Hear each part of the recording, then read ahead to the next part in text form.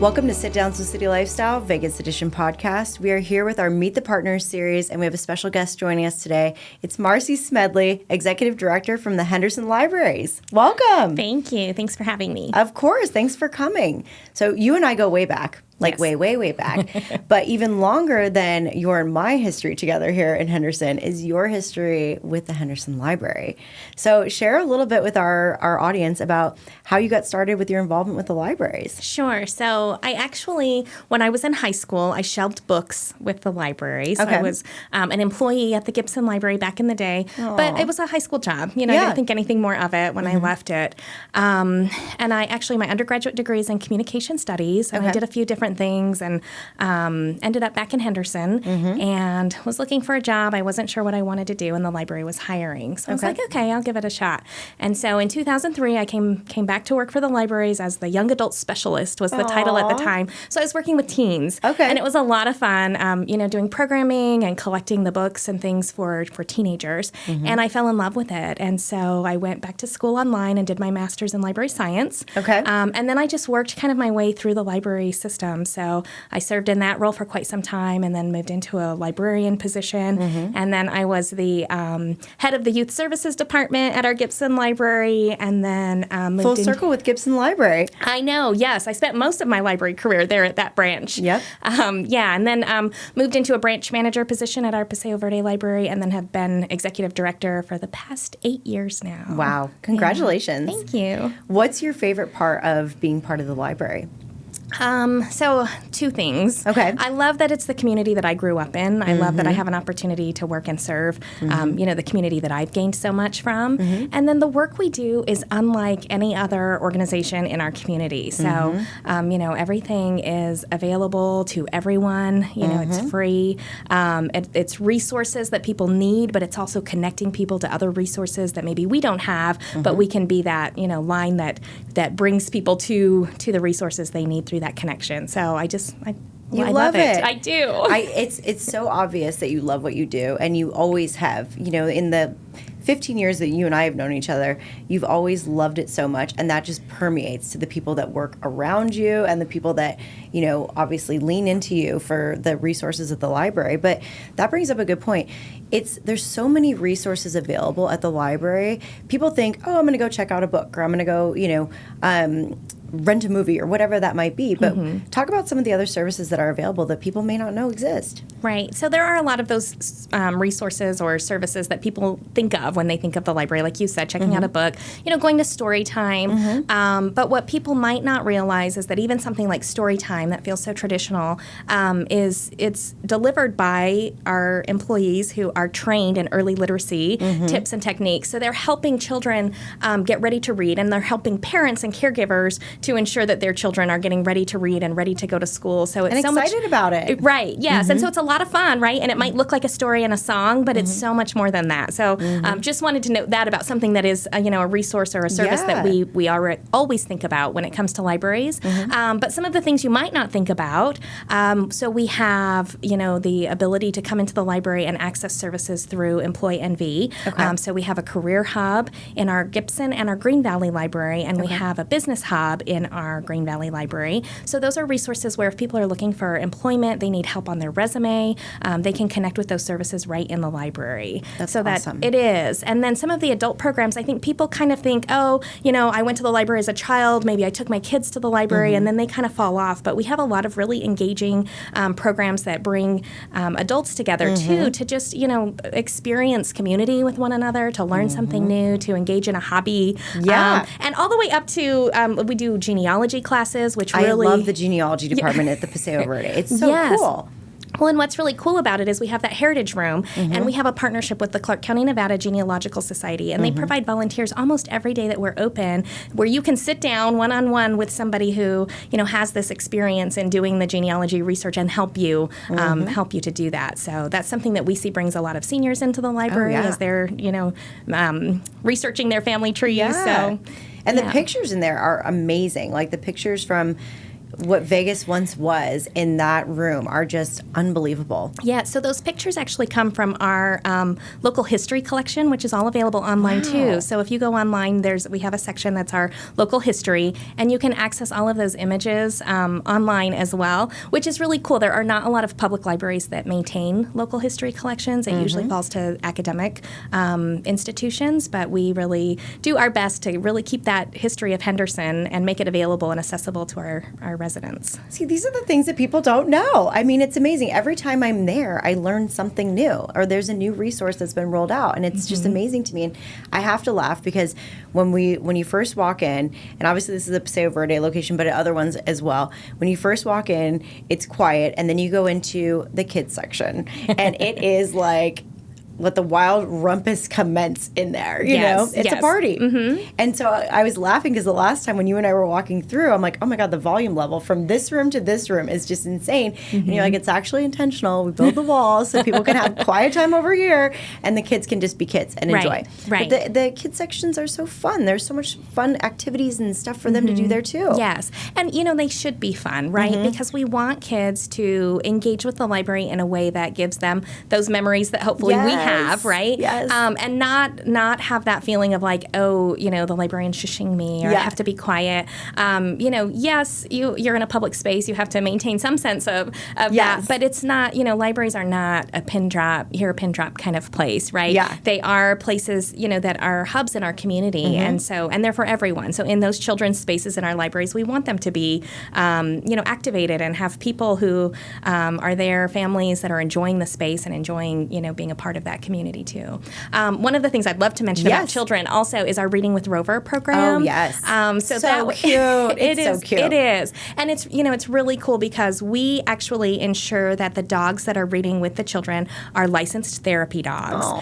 And then our librarian who coordinates the program was formerly an elementary school teacher. So she has a background in teaching reading. So she ensures that the handlers for the dogs are trained as literacy coaches. So they're supporting these struggling readers, in the whole thing wraps around together, right? So maybe I'm afraid to read aloud because I'm not a great reader. Well, what's more comforting than reading to a dog who's not going to judge you and is just going to be happy to lay beside you and hear your story. And then you also have the added benefit of this dog handler, who's been trained as a literacy coach to support the child's development in their reading too. So it's a really awesome program. And these are free resources to the community.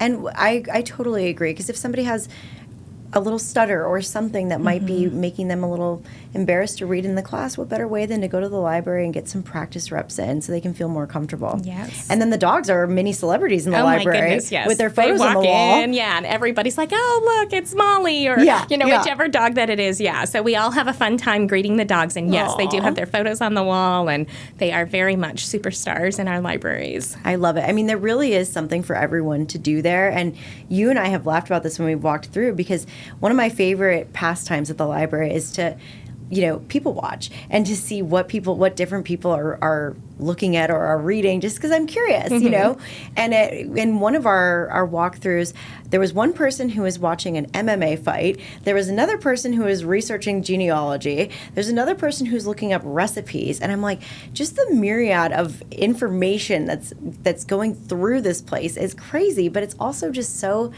interesting because everyone has totally different interests, and yet everyone's able to come together to this one location and feel that sense of community. And especially as a lot more companies are doing work from home, it's really nice to be able to go somewhere and still feel like you're part of something. Right. And I think we get a lot of that. And one of our strategic initiatives right now is to create a culture of belonging. So really ensuring that our spaces, whether it's in person, whether it's some of the things that we offer online, that it's really serving everyone in our community and reflective of our community too. So like you said, everybody's doing something different, but they're still doing it in a way that they come together as community, right? Yeah. So it's, again, I think libraries are a place like no other. I totally agree. And it's not your grandma's library anymore. Right. Like I said, there's the volume level in the kids section is loud and fun, and the energy is just great. But if you want that quiet space, you can still find it. And there's the coffee shop. We didn't even talk about the coffee shop yet. Right, yes. So tell us a little bit about the coffee shop. Paseo Verde Library has a coffee shop, the Coffee Press,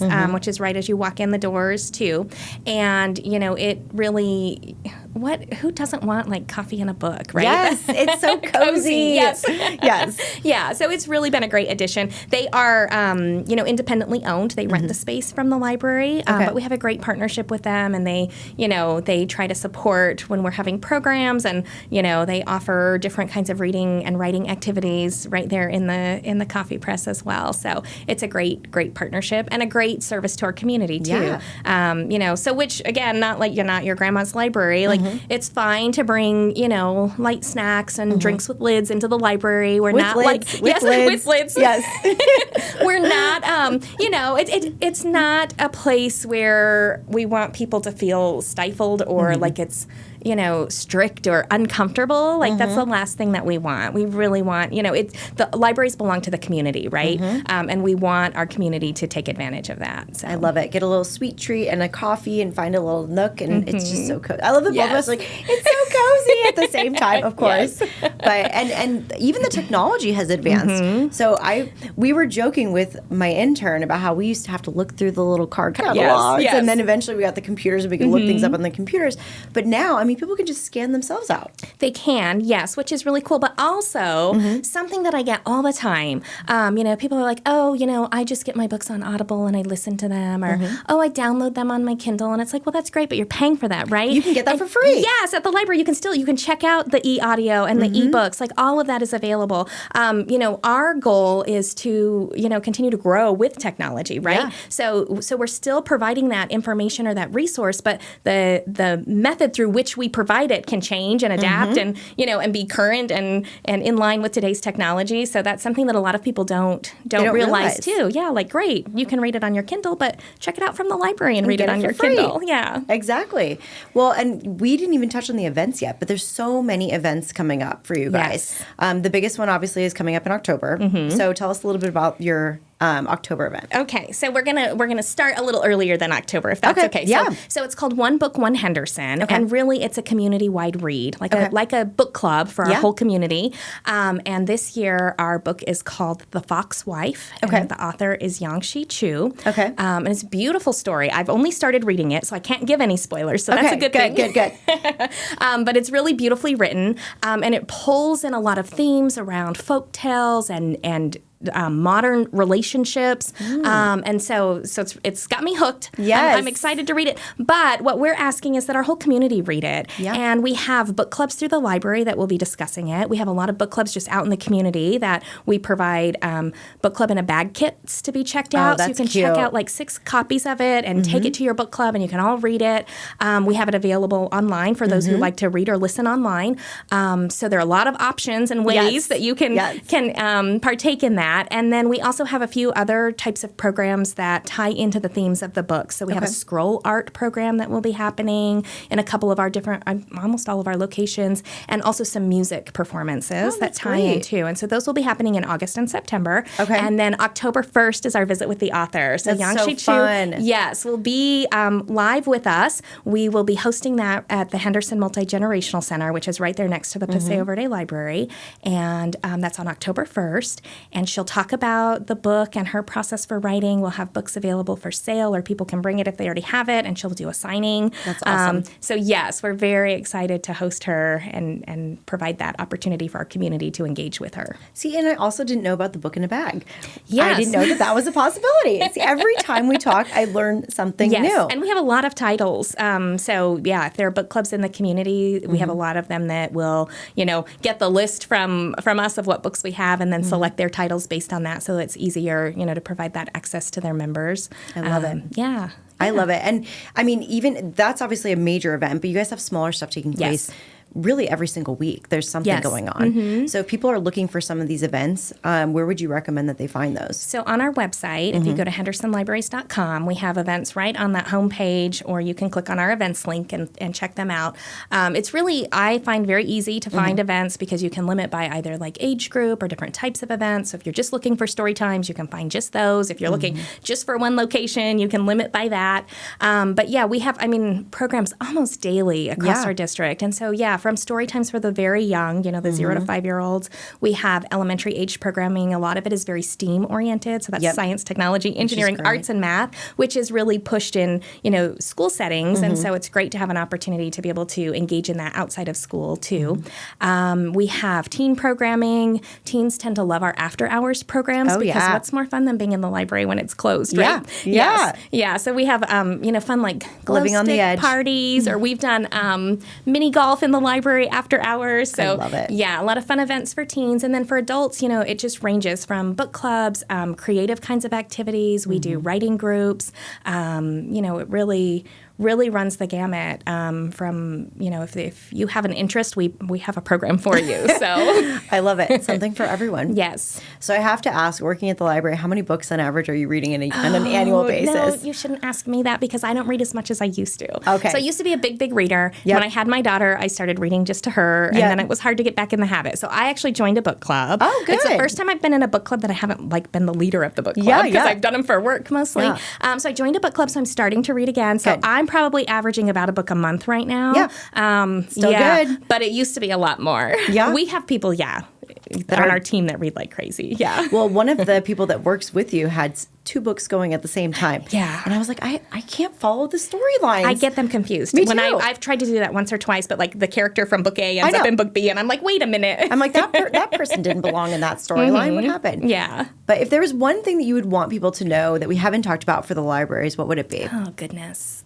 We talked about a lot. I know. And I always come back to just that libraries are for everyone. And I know we've already said that, but I think that would be the one thing. Like, if you feel like, I don't need the library because whatever, maybe you need it for something else. So come and check it out because there are so many different, opportunities, resources, fun things to get engaged in. During the summer, we have take-home kits for adults where you can do, a little craft on the go instead of if you don't have the time to come in and sit down. Just so many things. And it's not the libraries that we grew up with. And it wasn't that long ago, right? That we were growing up in libraries. No, it wasn't that long ago. But it's really different. Yeah. I would really just encourage people, just check it out. Even if you just go online and look at, the offerings there. If you sign up for your library card online, you can start downloading books right away. You don't even have to come in. So if it's not convenient in your schedule to make it into the library, then absolutely do it yourself online.